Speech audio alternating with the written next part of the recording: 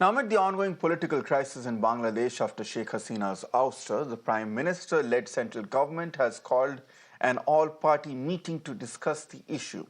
Lok Sabha's opposition leader Rahul Gandhi, along with senior Congress leader K.C. Venugopal, has attended the government's all-party meeting.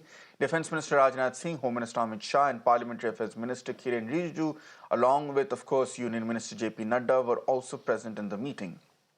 We understand that External Affairs Minister S. Jaishankar has briefed various party leaders at the Parliament House on the developments in the neighbourhood country.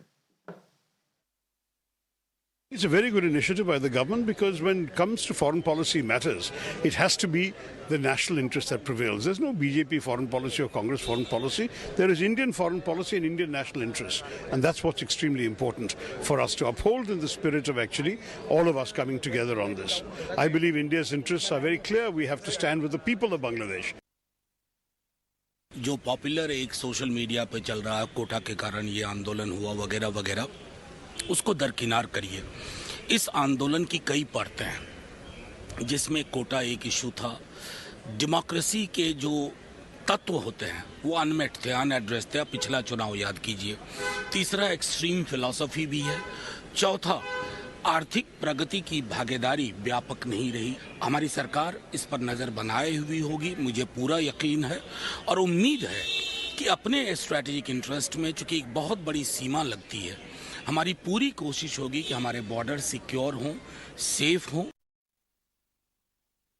हमारे मुख्यमंत्री ममता बनर्जी ने कल बोल दिया, हम लोग ये विषय पर भारत सरकार की साथ कदम से कदम मिला के चलेंगे।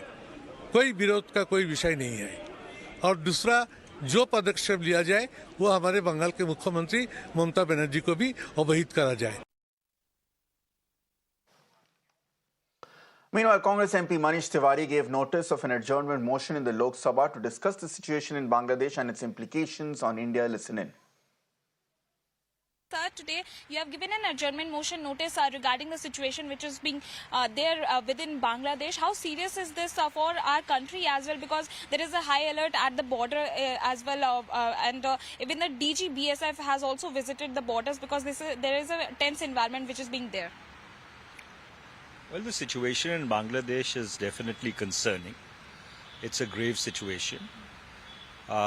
You've had a Prime Minister who's been compelled to leave under certain very unfortunate circumstances.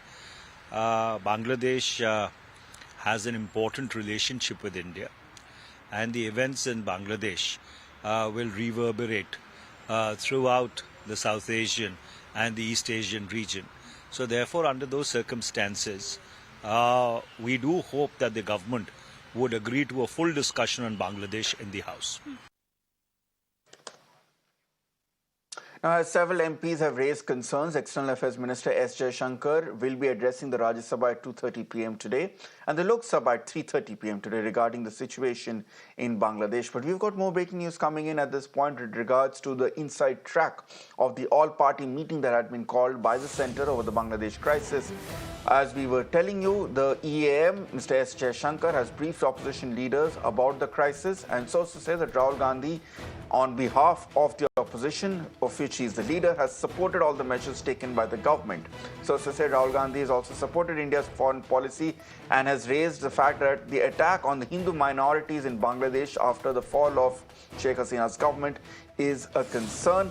The opposition has also stressed on the need for the evacuation of the 13,000 odd Indian students in Bangladesh as a priority. Let me go across to Ravi Kant, my colleague, who's joining us with more details at this point. Ravi Kant, क्या सुनने को आ रहा है all party meeting से? सूत्र ये भी बता रहे हैं कि ये एक ऐसा मोमेंट है जिसमें सभी राजनीतिक दलों ने, जो विपक्ष में भी है, उन्होंने भी पूरा समर्थन दिया है प्राइम मिनिस्टर मोदी जी के डिसीजन को और उनके सरकार की इनिशिएटिव्स को। देखिए, ऑल पार्टी की मीटिंग सुबह हुई थी 10 बजे। सभी पॉलिटिकल पार्टियों को बुलाया गया था। इस मीटिंग में एस जयशंकर जो कि विदेश मंत्री हैं, उन्होंने बांग्लादेश के सिचुएशन पे सभी पॉलिटिकल पार्टियां जो कि मीटिंग में हिस्सा ले रही थी उनके लीडर्स को ब्रीफ किया। सरकार की प्रायोरिटी है कि अभी भी लगभग 10,000 के आसपास जो स्टूडेंट्स हैं वो बांग्लादेश में फंसे हुए हैं, उनको किस तरीके से इंडिया वापस लाया जाए, ये सरकार की पहली प्रायोरिटी है। इसके लिए बांग्लादेश की जो आर्मी है उसके संपर्क में भारत सरकार है और उन सारे स्टूडेंट्स को सही सलामत वापस लाया जाएगा। दूसरा सबसे बड़ा कंसर्न ये था कि जो हिंदू वहां पे पॉपुलेशन है उन पर किसी भी तरीके से उनको चोट ना पहुंचाई जाए, उनके साथ कोई हिंसा ना हो, ये भी इंश्योर करने की बातें जो है ऑल पार्टी मीटिंग में उठाई गई। इसके साथ ही सरकार ने इस बात की भी जानकारी दी कि जो कॉन्सुलेट है, जो उच्चायोग है भारत का, वो वहां पर लगातार फंक्शन कर रहा है और शेख हसीना इस वक्त भी भारत में हैं। उनको कहां पर पॉलिटिकल असाइलम लेना है, ये उनके विवेक पर छोड़ा गया है और उसके बाद जो भी फैसला वो लेती हैं भारत सरकार की तरफ से, जो उनको एडिक्वेट हेल्प चाहिए, वो भारत सरकार मुहैया कराने के लिए तैयार है। फिलहाल शेख हसीना भारत में है। चौथी सबसे बड़ी जानकारी जो पूछी गई मेंबर्स के द्वारा कि बांग्लादेश की जो सिचुएशन है, क्या आपको लगता है कि कोई फॉरेन हैंड का इन्वॉल्वमेंट उसमें रहा है? इस तरीके की परिस्थितियां क्यों वहां पर डेवलप हुई? तो इसको पूरी तरीके से कंप्लीटली रूल्ड आउट नहीं किया गया है और इसके पीछे के जो डिटेल इंफॉर्मेशन है उसके लिए समय समय पर ब्रीफिंग दी जाएगी, ऐसी जानकारी दी गई है। लेकिन इन सब के बीच में राज्यसभा और लोकसभा दोनों सदनों में एस जयशंकर जो कि विदेश मंत्री हैं, उनका डिटेल स्टेटमेंट जो है वो होने जा रहा है, जहां पर पूरे देश को इस बात से अवगत कराया जाएगा कि जो बांग्लादेश में पूरा घटनाक्रम है उसको लेकर भारत का स्टैंड क्या है और अपने लोगों को प्रोटेक्ट करने के लिए क्या कुछ मेजर्स जो है वो इंडियन गवर्नमेंट के द्वारा उठाया जा रहा है।